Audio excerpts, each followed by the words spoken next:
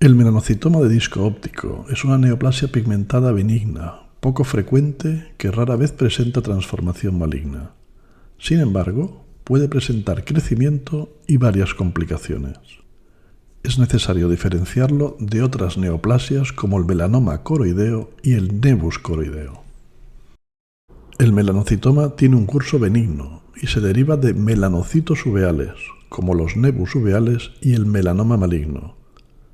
Puede ocurrir en cualquier parte de la uvea y se desconoce la patogénesis, pero generalmente se supone que es una lesión congénita. Suele ser unilateral, pero en niños puede ser bilateral.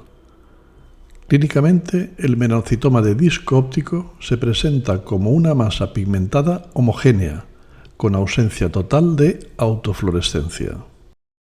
Puede limitarse al disco óptico en el 15% de los casos. Aproximadamente el 50% de los melanocitomas afectan un cuadrante del disco óptico, siendo el cuadrante inferotemporal el sitio más común y el lado nasal el menos común. El melanocitoma puede extenderse sobre el margen de la cabeza del nervio óptico y afectar la coroides adyacente en el 50% de los casos, o a la retina adyacente en el 30% de los casos. Por lo general, permanece estable con solo raros casos de transformación maligna.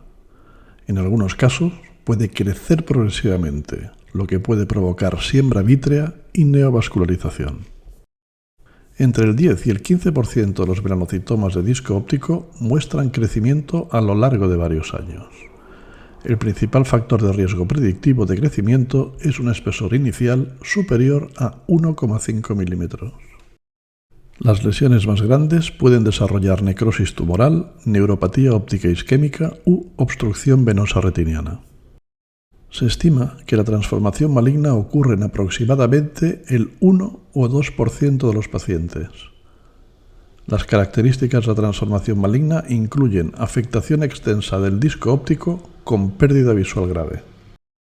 El melanocitoma de disco óptico puede mostrar necrosis isquémica, edema de papila en el 25% de los casos, edema intrarretiniano en un 16%, líquido subretiniano en un 14%, exudados lipídicos en un 12%, hemorragia focal en un 5%, como podemos ver en la papila de este caso, semillas vítreas en un 4%, que también podemos apreciar aquí, y obstrucción venosa retiniana en un 3% de los casos.